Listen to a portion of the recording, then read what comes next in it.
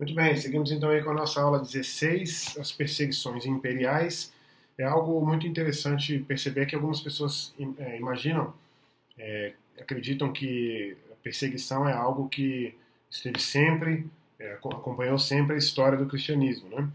E é importante lembrar que quando a gente fala sobre perseguição, a gente está falando mais em perseguições mais abrangentes, mais formalizadas, ou talvez envolvendo uma estrutura estatal, alguma coisa nesse sentido, né?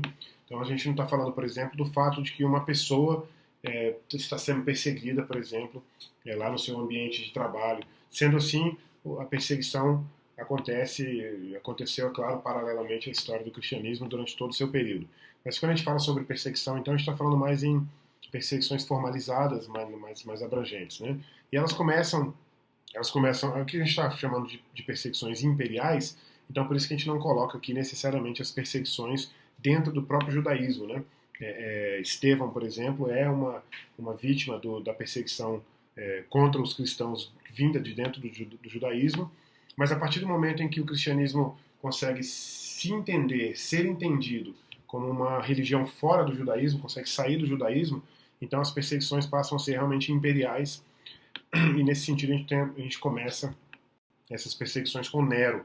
Né? Nero vai acusar os cristãos de serem os incendiários, né, de Roma, e por causa disso ele persegue duramente os cristãos naquele período. Então as perseguições começam ali, né, década de 60 do século I, quando Nero, depois obviamente Nero é acusado de ser o responsável pelo incêndio, mas ele aproveita para acusar os cristãos de serem responsáveis por esse incêndio, e nesse sentido desata, portanto, a primeira perseguição imperial contra os cristãos. Uma perseguição importante contra os cristãos é aquela que acontece, eu coloquei uma data redonda aqui em 110, que é mais ou menos a data que morre o Inácio de Antioquia, nas mãos da perspectiva que vem do Trajano, que é a seguinte: a gente tem uma correspondência entre Plínio, o jovem que é prefeito da Bitínia, e que ele procura resolver um caso de acusação contra cristãos e os problemas que os cristãos estão causando, problemas entre aspas, né?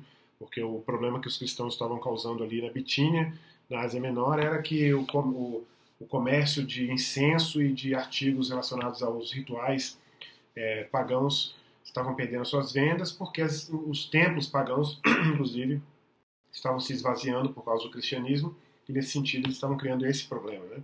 E aí o Plínio escreve para o Trajano, para o imperador, e o Trajano orienta a aceitar as acusações e, portanto, buscar o acusado e, no interrogatório, exigir que ele negue a sua fé, e se ele não nega a fé, portanto, ele deve ser punido. Né? A partir daí a gente tem perseguições nesse sentido, cada uma com sua intensidade, com sua abrangência também. Mas a partir daí a gente tem perseguições mais específicas no imperador Décio, no ano de 250, com a obrigação ao sacrifício aos deuses romanos, que quando negada obviamente punida com severidade. Diocleciano, no ano 300, vai procurar destruir os locais de culto e vai incendiar os textos sagrados, vai buscar os textos sagrados para incendiar, para tirar esses textos sagrados, a Bíblia, as escrituras de circulação, e obviamente alguns bispos não vão entregar essas escrituras e vão ser punidos nessa perseguição, né? Inclusive alguns entregam escrituras de outras religiões ou textos falsos, outros realmente entregam as escrituras, né? E um dos resultados, ou pelo menos dois dos resultados mais importantes das perseguições, são resultados, inclusive, positivos para o cristianismo, porque você tem ali a importância e a fidelidade da fidelidade aos textos, os textos sagrados para o cristianismo, né, o Velho Testamento e as cartas, os evangelhos, enfim, que já estavam circulando nesse período. Aqui a gente está falando de 300, né, ou seja, já está quase entrando no período final de consolidação do cânon, né, do Novo Testamento. E também o germe, como eu disse, o germe do próprio cânon do Novo Testamento, porque uma coisa importante de lembrar é que se os cristãos seriam perseguidos por causa do texto que eles utilizam como texto sagrado, então qual é o texto que deve ser considerado sagrado de fato, para que eu morra pelo texto, né, pelas escrituras corretas, né?